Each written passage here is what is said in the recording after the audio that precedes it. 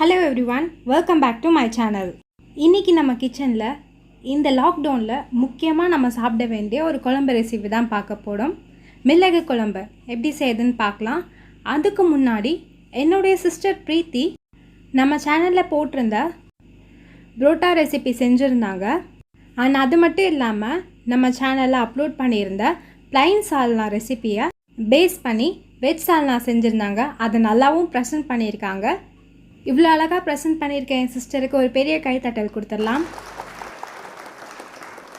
உங்கள் ரெசிபி ஃபோட்டோஸும் நம்ம சேனலில் வரணும்னு விருப்பப்பட்டீங்கன்னா டிஸ்கிரிப்ஷனில் இன்ஸ்டாகிராம் லிங்க் கொடுத்துருக்கேன், ஃபாலோ பண்ணி சென்ட் பண்ணுங்கள். வாங்க எப்படி செய்யுதுன்னு பார்க்கலாம்.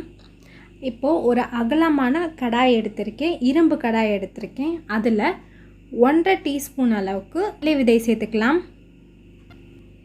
இந்த மாதிரி ட்ரெடிஷ்னலான ரெசிபிஸ் எல்லாமே இரும்பு கடாயில் பயன்படுத்துங்க, அப்போ ரொம்ப ஹெல்த்தி. அதோடவே 1 டேபிள் ஸ்பூன் அளவுக்கு மிளகு சேர்த்துக்கலாம். கொஞ்சமாக காஞ்ச கருவேப்பிலை சேர்த்துக்கலாம். சேர்த்துட்டு அதோடவே 1 டீஸ்பூன் அளவுக்கு உளுந்து, 1 டீஸ்பூன் அளவுக்கு கடலைப்பருப்பு சேர்த்துட்டு இதை நல்லா வறுத்துக்கோங்க. நிறம் மாறாத இந்த வறுத்துக்கணும்.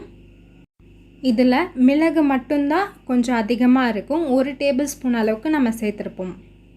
இதுலேயே ஒரு 1/4 டீஸ்பூன் அளவுக்கு சீரகம், ஒரே ஒரு வரமிளகாவை கிள்ளி போட்டுக்கலாம். சேர்த்துட்டு இதுவும் நல்லா வறுத்துக்கோங்க. ஏற்கனவே சொன்ன மாதிரி இது வந்துட்டு நிறம் மாறாமல் வரணும். நம்ம சேர்த்துருக்க இந்த இன்க்ரீடியன்ஸ் எல்லாமே வறுத்து வந்த பிறகு 1 ஸ்பூன் அளவுக்கு சீரகம் சேர்த்துக்கலாம். சேர்த்துட்டு நல்லா வறுத்துக்கோங்க. மற்ற பொருட்கள் எல்லாமே லைட்டாக நிறம் மாதிரி வந்திருக்கணும்.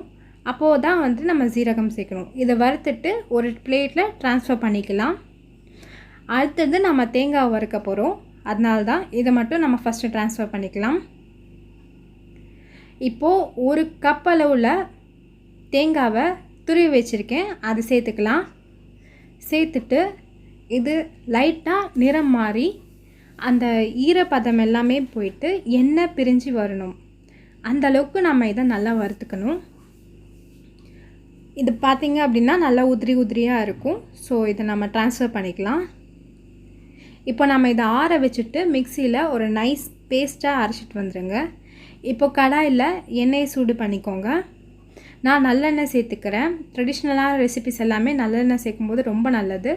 அதில் அப்படியே கடுகு கொஞ்சமாக சேர்த்துக்கோங்க. கொஞ்சமாக வெந்தயம், அப்புறமேட்டு சின்ன வெங்காயம் சேர்த்துக்கிறேன். சின்ன வெங்காயமும் ஒரு உடலுக்கு ரொம்ப ரொம்ப நல்லது, அதனால் நான் சின்ன வெங்காயம் சேர்த்துக்கிறேன். ஒரு 10 இல்லைனா 15 போல் சின்ன வெங்காயம் சேர்த்துட்டு இதை நல்லா வறுத்துக்கலாம்.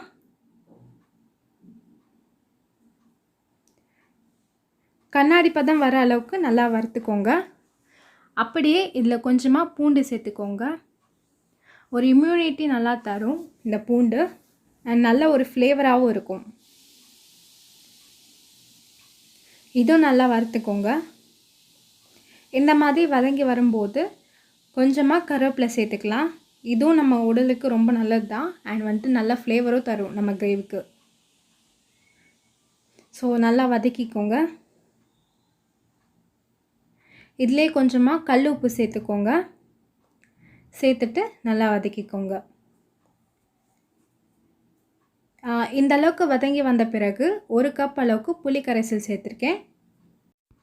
இது நைட்டாக கொதித்து வரும்போது 1 ஸ்பூன் அளவுக்கு குழம்பு மிளகாய் பொடி இல்லைன்னா சாம்பார் பொடி எது வேணாலும் சேர்த்துக்கலாம். சேர்த்துட்டு இது நல்லா கலந்து விட்டுக்கலாம். நல்லா கலந்து விட்டுக்கோங்க. இது இந்த மாதிரி கொதித்து வரும்போது நம்ம அரைச்சி வச்சுருக்க பேஸ்ட் இருக்குது இல்லையா, அதை சேர்த்துக்கலாம். ஸோ அப்படியே அதோட கொஞ்சம் தண்ணியும் சேர்த்துக்கோங்க. இந்த பேஸ்ட்டு கொஞ்சம் திக்காக இருக்கும். சேர்த்துட்டு நல்லா கலந்து விட்டுக்கோங்க. தேவைப்பட்டுச்சுன்னா இன்னும் கொஞ்சம் கூட தண்ணி சேர்த்துக்கலாம். நான் இன்னும் கொஞ்சம் தண்ணி சேர்த்துக்கிறேன். சேர்த்துட்டு இதை இப்போ நம்ம நல்லா கலந்து விட்டுக்கலாம் ஒரு டைம். இது லைட்டாக கொதித்து வரும் பொழுது நாம் இதை மூடி வச்சு குக் பண்ணிக்கலாம். அப்போது இந்த கிரேவி பண்ணும்போதே நம்மளுக்கு நல்ல ஸ்மெல் வரும், நல்ல ஒரு அரோமா வரும். அந்த அரோமாலாம் போகாமல் இருக்கிறதுக்கு தான் நம்ம வந்துட்டு மூடி வச்சு குக் பண்ணுறோம். மூடி வச்சு குக் பண்ணிவிட்டு ஒரு 20 நிமிஷத்துக்கு அப்புறமா பார்த்தீங்கன்னா கிரேவி நல்லா திக்காகி வந்திருக்கும். ஸோ அவ்வளோதான், நம்ம கேஸ் ஸ்டவ் ஆஃப் பண்ணிவிட்டு இதை நம்ம இப்போது சர்வ் பண்ணிட வேண்டியது தான். இந்த கிரேவி பண்ணும்போதே ஒரு நல்ல ஸ்மெல் வரும். நல்லா கொஞ்சம் சூடான சாதத்தோட இந்த குழம்பு அண்டு கூட கொஞ்சம் பொரியல், உருளைக்கிழங்கு பொரியல், அப்படி இல்லைன்னா வத்தல் ஏதாவது ஒன்று வச்சு சர்வ் பண்ணிங்க அப்படின்னா ரொம்பவே ஹெல்த்தியாக இருக்கும். நம்மள நிறைய பேருக்கு இந்த டைமில் சளியெல்லாம் பிடிக்குது. ஸோ இந்த ரெசிபி வந்துட்டு நல்ல ஒரு ரிலீஃப் தரும் நம்மளுக்கு. இந்த வீடியோ உங்களுக்கு பிடிச்சிருந்துச்சுன்னா ஷாம்லாஸ் குக்கிங்க்கு சப்ஸ்கிரைப் பண்ணுங்கள் அண்ட் மறக்காமல் கமெண்ட் பண்ணுங்கள் இந்த ரெசிபியை ட்ரை பண்ணிவிட்டு. கீழே டிஸ்கிரிப்ஷனில் இன்ஸ்டாகிராமோட லிங்க் கொடுத்துருக்கேன், ஃபாலோ பண்ணி எனக்கு உங்கள் ரெசிபிஸை